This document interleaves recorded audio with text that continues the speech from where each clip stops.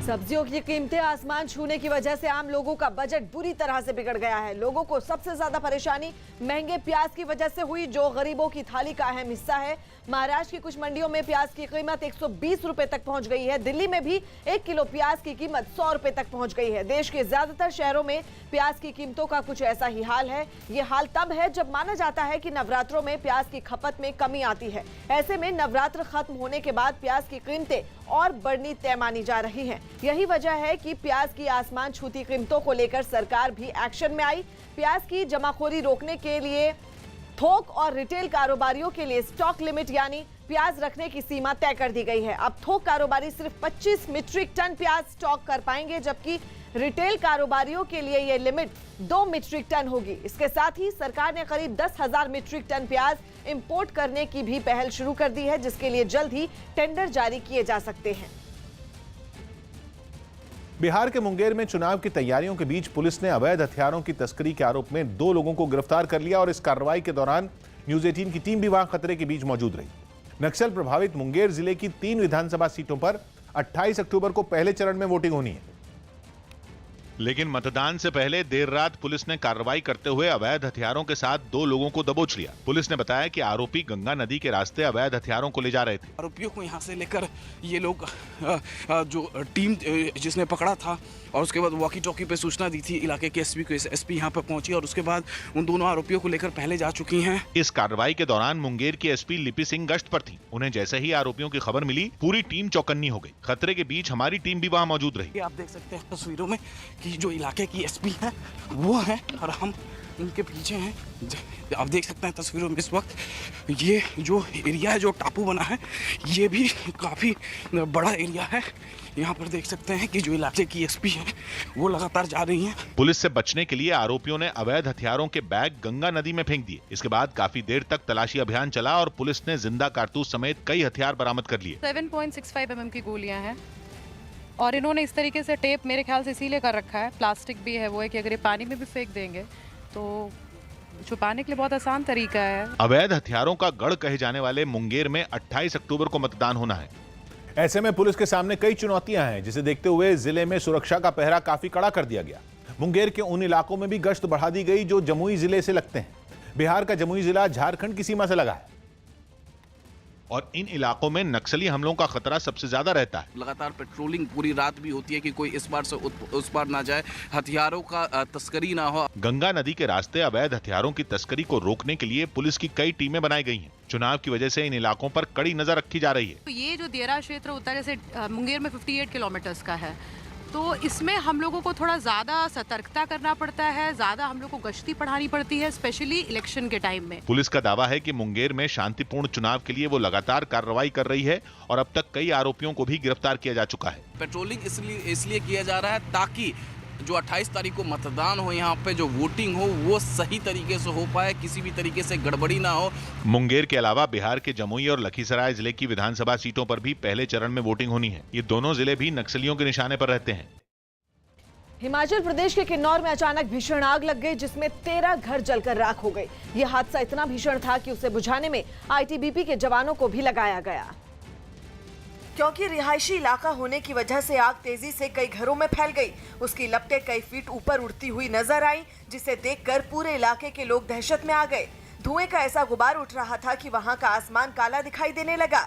लोगों ने तुरंत इसकी खबर दमकल विभाग को दी, लेकिन उससे पहले आईटीबीपी के जवान जो उस इलाके में तैनात थे वो वहां पहुंच गए।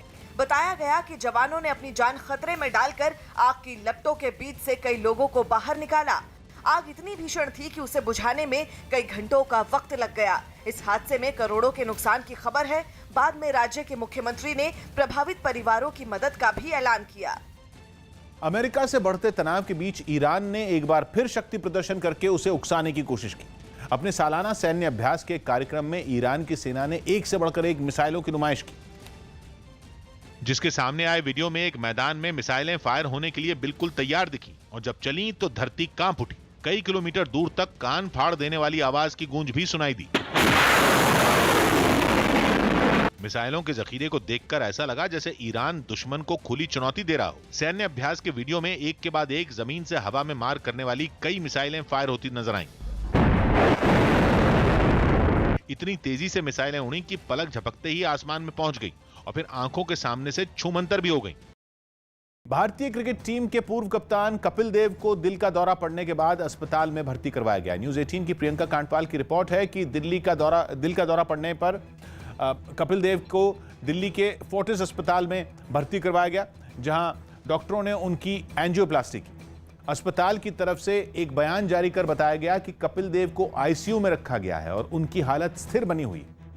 साथ ही यह भी बताया गया कि अगले कुछ दिनों में उन्हें अस्पताल से छुट्टी दी जा सकती है। कपिल देव की तबीयत की खबर खराब होने के फैलते ही फिल्म जगत और क्रिकेट से जुड़ी कई हस्तियों ने सोशल मीडिया पर उनके जल्द ठीक होने की कामना की। रक्षा मंत्री राजनाथ सिंह आज सिक्किम का दौरा करेंगे। चीन के साथ तनातनी के बीच आज रक्षा मंत्री राजनाथ सिंह सिक्किम का दौरा करेंगे। इस दौरान वो सेना के जवानों के साथ दशहरा मनाएंगे और शस्त्र पूजा में भी शामिल होंगे। बिहार के अरवल में सड़क हादसे में 3 लड़कों की मौत हो गई। यह हादसा तब हुआ जब बाइक से जा रहे इन लड़कों पर सामने से आ रही एक गाड़ी पलट गई। हादसे से नाराज लोगों ने सड़क जाम कर प्रदर्शन किया और पीड़ित परिवार को मुआवजा देने की मांग की। मुंबई के पास ठाणे रेलवे स्टेशन पर कुछ महिलाएं गरबा करती हुई दिखाई दी। इन महिलाओं को गरबा करते देख वहां मौजूद कुछ लोगों ने भी उनके साथ गरबा किया।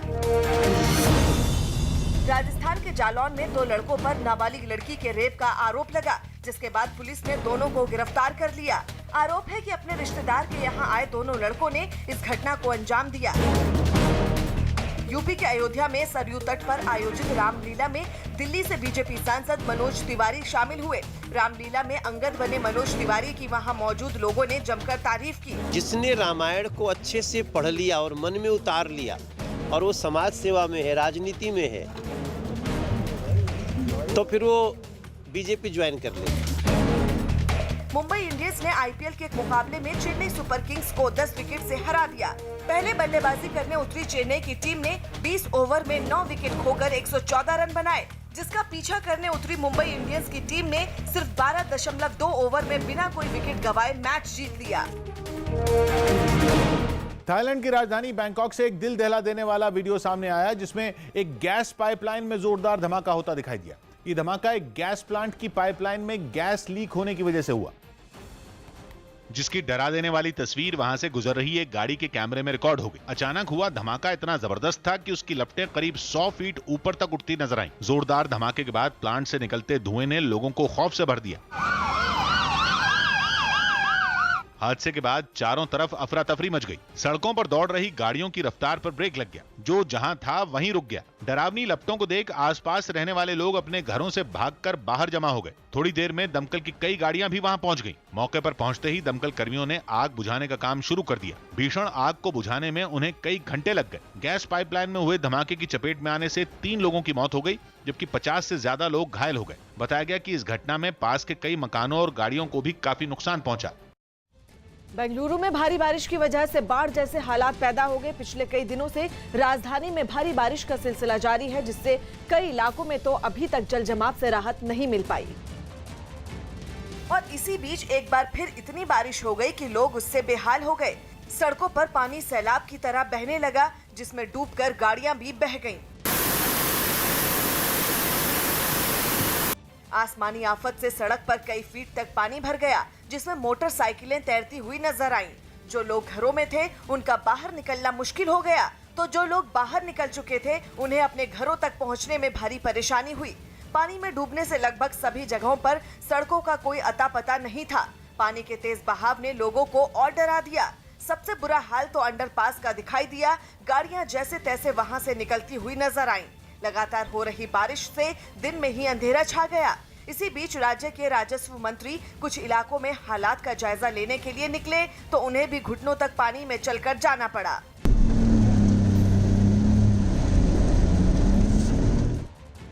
पश्चिम बंगाल के मेदिनीपुर से एक डरा देने वाला वीडियो सामने आया, जिसमें एक मकान पानी में ढह गया। जिस नदी के पास ये मकान बना था, उसमें बारिश की वजह से अचानक पानी बढ़ गया, जिससे आसपास के कुछ मकान उसमें डूब गए, लेकिन एक मकान देखते ही देखते उस पानी में समा गया। इस हादसे ने इलाके के लोगों को दहशत से भर दिया। सामने आई एक तस्वीर में दिखा कि एक मोहल्ले में बने उस मकान का निचला हिस्सा नदी के पानी में पूरी तरह डूबा था और वहां लोगों की काफी भीड़ भी जमा थी। तभी वो मकान पानी में ताश के पत्तों की तरह ढह गया, जिससे वहां अफरा तफरी मच गई। इतना ही नहीं, एक दूसरी तस्वीर में नदी के पानी के बीच कुछ और मकान गिरने के कगार पर नजर आए, जिससे लोगों में खौफ भर गया। हादसे की आशंका को देखते हुए लोगों ने उन मकानों से अपना सामान निकालना शुरू कर दिया। थाईलैंड की राजधानी बैंकॉक में जेल में बंद प्रदर्शनकारियों की रिहाई की मांग करते हुए सैकड़ों लोगों ने सरकार के खिलाफ एक बार फिर प्रदर्शन किया। राजशाही खत्म करने और लोकतंत्र की मांग पर पिछले कई दिनों से वहां प्रदर्शन हो रहे हैं। इस दौरान कई लोगों को गिरफ्तार कर जेल में बंद भी किया गया। जिनकी रिहाई की मांग करते हुए प्रदर्शनकारी राजधानी बैंकॉक की उसी जेल के बाहर इकट्ठा हो गए। इस प्रदर्शन में शामिल कुछ लोग जमीन पर बैठे हुए दिखाई दिए तो कुछ ने खड़े होकर अपना विरोध जताया। हालांकि कोरोना के खतरे को देखते हुए सरकार ने भीड़ न जुटाने के निर्देश दिए थे, लेकिन इसके बावजूद बड़ी संख्या में वहां प्रदर्शनकारी दिखाई दिए। इस दौरान सभी के चेहरों पर मास्क तो नजर आए, लेकिन सोशल डिस्टेंसिंग का उन्होंने ख्याल नहीं रखा। जर्मनी में एक स्टंटमैन ने दिल की धड़कनें बढ़ा देने वाला एक ऐसा कारनामा किया कि उसने वर्ल्ड रिकॉर्ड ही अपने नाम कर लिया। ये स्टंटमैन एक फुटबॉल स्टेडियम में जमीन से 240 फीट ऊपर एक रस्सी पर चला और 750 फीट से भी लंबा रास्ता पार करके रिकॉर्ड बना डाला। जिसके जर्मनी के न्यूरमबर्ग शहर से सामने आए वीडियो में वो कलाबाज स्टेडियम के एक छोर से दूसरे छोर तक बंधी रस्सी पर चलता नजर आया। महज 25 मिलीमीटर चौड़ी रस्सी पर वो फूंक फूंक कर आगे बढ़ता दिखा, क्योंकि एक गलत कदम उसकी पूरी जिंदगी पर भारी पड़ सकता था। जैसे जैसे स्टंटमैन ने कदम बढ़ाए, रस्सी हवा में ऐसे डोली कि लगा कि अब वो सीधा जमीन पर जा गिरेगा। एक बार तो रस्सी जोर जोर से हिलने भी लगी। स्टंटमैन भी लड़खड़ाया, लेकिन उसके गजब के संतुलन ने उसे हर बार बचा लिया और उसने स्टंट पूरा कर दिखाया। बिहार में प्रधानमंत्री ने प्रचार की शुरुआत की। बिहार विधानसभा चुनाव के लिए प्रधानमंत्री मोदी ने भी प्रचार अभियान शुरू कर दिया। उन्होंने सासाराम समेत 3 जगहों पर रैलियां की। सासाराम में पीएम ने अपने भाषण की शुरुआत भोजपुरी भाषा से की। अपने भाषण में उन्होंने सबसे पहले रघुवंश प्रसाद सिंह और रामविलास पासवान को श्रद्धांजलि दी। मां मुंडेश्वरी ताराचंडी माता के ई पावन भूमि पर रउआ सबके अभिनंदन करतानी। मध्य प्रदेश के गुना में जिलाधिकारी ने भ्रष्टाचार रोकने का अनोखा तरीका निकाला। उन्होंने सड़क बनाने के ठेकेदार से इलाके के 50% लोगों की सड़क के बारे में राय जानने और उनके हस्ताक्षर करवाने के बाद ही भुगतान के आदेश दिए। कोशिश ये है कि जो भी काम हो गुणवत्तापूर्ण हो और लोगों की शिकायत ना हो। दिल्ली सरकार ने इलेक्ट्रिक गाड़ियों को बढ़ावा देने के लिए एक वेबसाइट लॉन्च की। इस वेबसाइट के जरिए आम लोग सीधे कंपनी से इन गाड़ियों को खरीद सकेंगे। साथ ही राज्य सरकार ने प्रदूषण संकट की वजह से इलेक्ट्रिक गाड़ियां खरीदने के लिए सब्सिडी और कुछ छूट देने का फैसला लिया। जैसे ही किसी ने गाड़ी खरीदी, वहां से लेके और उसके अकाउंट में जो सब्सिडी का पैसा है वो उसके अकाउंट में क्रेडिट हो, पूरा सिस्टम जो है ऑनलाइन है। महाराष्ट्र सरकार ने बाढ़ से प्रभावित इलाकों के लोगों की मदद के लिए 10,000 करोड़ रुपए देने का ऐलान किया। इस बाढ़ की वजह से जिन किसानों के बगीचे बर्बाद हुए, उन्हें 18 की जगह 25,000 रुपए प्रति हेक्टेयर, जबकि खेती के लिए 5,000 रुपए प्रति हेक्टेयर की मदद दी जाएगी। इसके अलावा मुख्यमंत्री उद्धव ठाकरे ने इस मामले में केंद्र सरकार पर अनदेखी का भी आरोप लगाया। उत्तर प्रदेश के आगरा में किसानों ने कुछ अधिकारियों पर सड़क घोटाले का आरोप लगाते हुए अनोखा प्रदर्शन किया। किसानों ने बताया कि एक्सप्रेसवे बनाने के लिए भूमि अधिग्रहण की प्रक्रिया से पहले ही उनसे सस्ते दर पर जमीन खरीदी गई, जिसके बाद भूमि अधिग्रहण की घोषणा की गई, जिससे उन्हें काफी नुकसान हुआ, क्योंकि उसी जमीन के बदले खरीदारों ने सरकार से ज्यादा मुआवजा लिया। उनका आरोप है कि इस बात की जानकारी पहले से ही कुछ अधिकारियों को थी और उन्होंने मिलकर ये घोटाला किया। इस मुद्दे पर किसानों ने सड़क पर लुढ़कते हुए अपना विरोध जताया। इस दौरान उन्होंने आरोपियों के खिलाफ खूब नारे भी लगाए। सड़क पर लुढ़कते ही किसान बड़े अधिकारियों के दफ्तर तक पहुंचे। वहां भी उन्होंने काफी देर तक प्रदर्शन किया। बाद में किसानों ने अधिकारी को एक ज्ञापन सौंपकर आरोपियों के खिलाफ सख्त कार्रवाई की मांग की। बताया गया कि ये मामला लखनऊ एक्सप्रेसवे को आगरा एक्सप्रेसवे से जोड़ने से जुड़ा है। पश्चिम एशिया के देश कतर में 9 महीनों के बाद ऊंटों की रेस की गई। कोरोना संकट की वजह से फरवरी में होने वाली ये रेस टाल दी गई, लेकिन करीब 9 महीनों बाद रेस ट्रैक पर एक बार फिर ऊंटों की वापसी हुई, जिसकी कुछ तस्वीरें वहां के अल शानिया शहर से सामने आईं। रेस ट्रैक पर दौड़ते ऊंटों के साथ सड़क पर कई गाड़ियां भी चलती नजर आईं। ऊंटों की रेस खाड़ी देशों की संस्कृति और विरासत का एक अहम हिस्सा है। यही वजह है कि कतर में 70 के दशक से ही पेशेवर तरीके से ऊंटों की रेस की जा रही है। عندنا 3 مهرجانات رئيسية. المهرجانات تحظى بجوائز. रेस शुरू होने से पहले इन ऊंटों की देखभाल करने वाले लोग रिमोट से चलने वाले रोबोट जॉकी की भी जांच पड़ताल करते नजर आए, जिन्हें रेस में हिस्सा लेने वाले ऊंटों की पीठ पर बिठाया जाता है। 2004 से पहले इस तरह की रेसों में 6 से 12 साल तक के बच्चों को ऊंटों पर बिठाया जाता था, जिस पर रोक लगने के बाद उनकी जगह इन रोबोट ने ले ली। उत्तर प्रदेश के आगरा में एक हैरान कर देने वाली तस्वीर सामने आई, जिसमें कुछ लोग एक आदमी को रस्सी से बांधकर उसकी पिटाई करते हुए नजर आए। बताया गया कि पैसों के लेन देन के मुद्दे पर यह विवाद हुआ, जिसकी वजह से कुछ लोग एक आदमी पर टूट पड़े। उन्होंने रस्सी से बांधकर उसकी जमकर पिटाई की। एक आदमी उस पर लात चलाता हुआ दिखाई दिया तो दूसरा उसे छड़ी से पीटता नजर आया।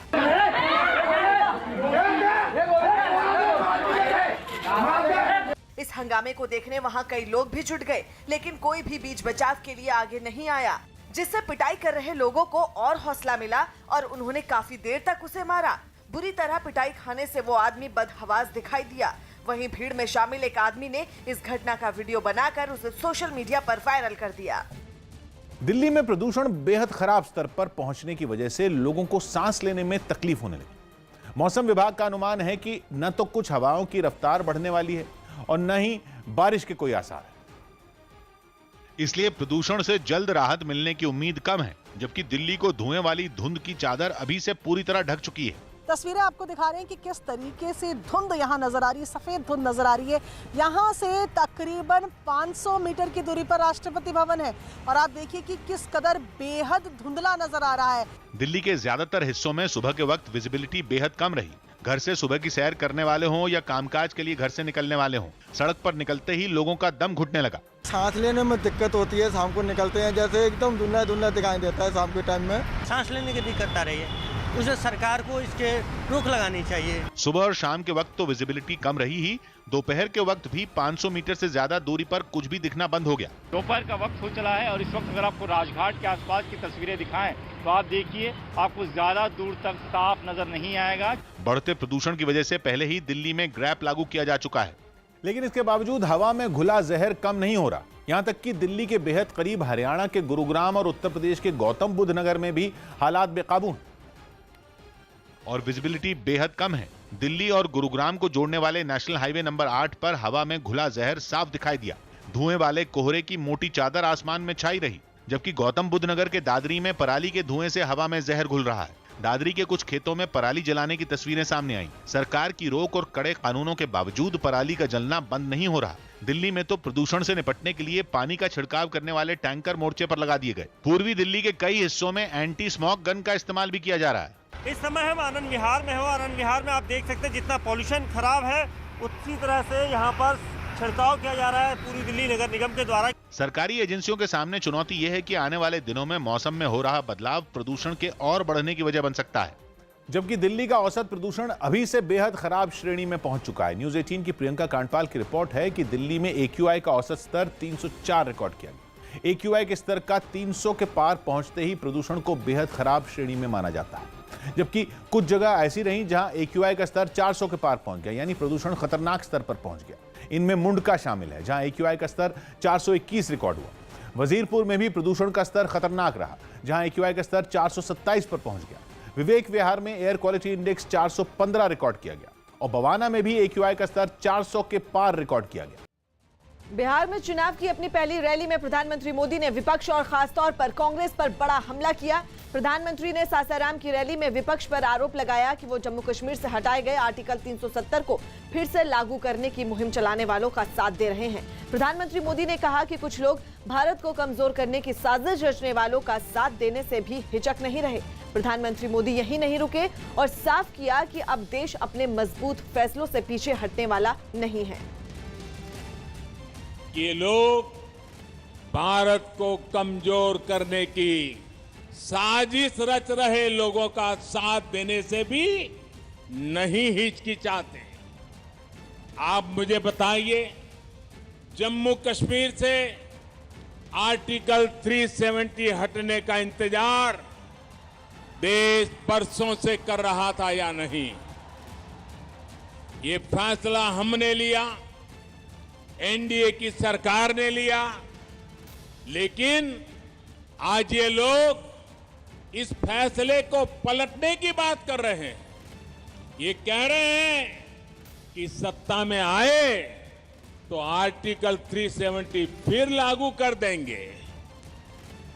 और इनका दुस्साहस देखिए, इतना कहने के बाद भी ये लोग बिहार के लोगों से वोट मांगने की हिम्मत दिखा रहे हैं। जो बिहार अपने बेटे बेटियों को सीमा पर देश की रखवाली के लिए भेजता है, क्या ये उसकी भावना का अपमान नहीं है? मैं जवानों और किसानों की भूमि बिहार से इन लोगों को एक बात एकदम स्पष्ट कहना चाहता हूं।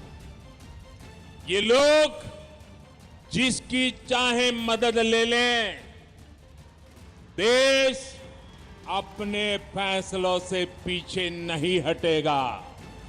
भारत अपने फैसलों से पीछे नहीं हटेगा। गुजरात के राजकोट में एक अस्पताल में कुछ डॉक्टरों और स्वास्थ्य कर्मियों ने पीपीई किट पहनकर गरबा खेला। महामारी की वजह से ऐसा पहली बार है जब राज्य में गरबे का आयोजन नहीं हो रहा है। लेकिन दूसरों की जान बचाने के लिए लगातार अपनी ड्यूटी कर रहे डॉक्टरों और स्वास्थ्य कर्मियों ने अस्पताल में ही तनाव को दूर करने के लिए गरबा खेला। गोल घेरा बनाकर पीपीई किट पहने सभी डॉक्टर और स्वास्थ्य कर्मी एक दूसरे से कुछ दूरी बनाकर गरबा खेलते नजर आए।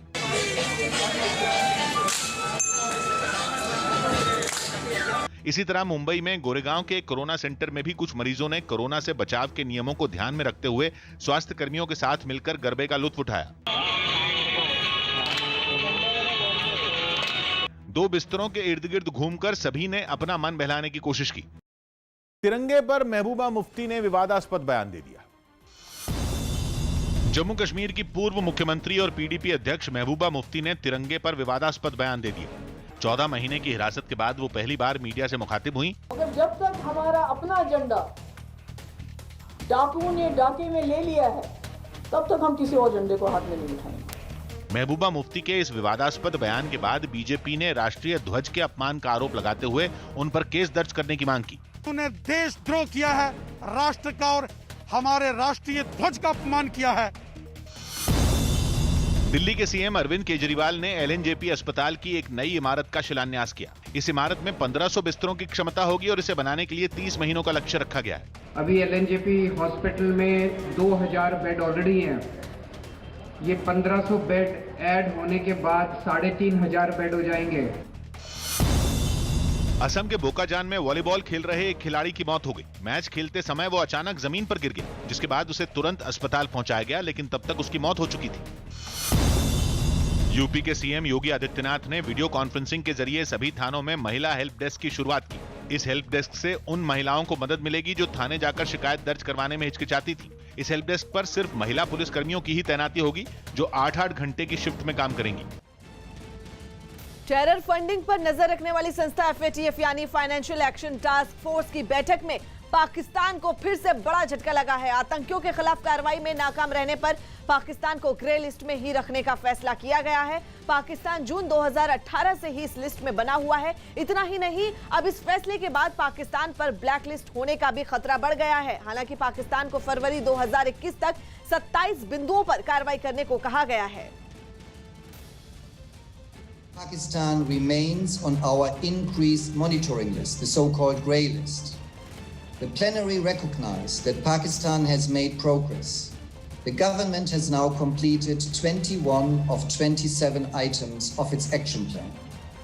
The government of Pakistan has signaled its commitment to complete the rest of its action plan, but it is clear, even though Pakistan has made progress, it needs to do more. Pakistan cannot stop now. It needs to continue to carry out reforms, in particular to implement targeted financial sanctions and prosecute and sanction those financing terrorism.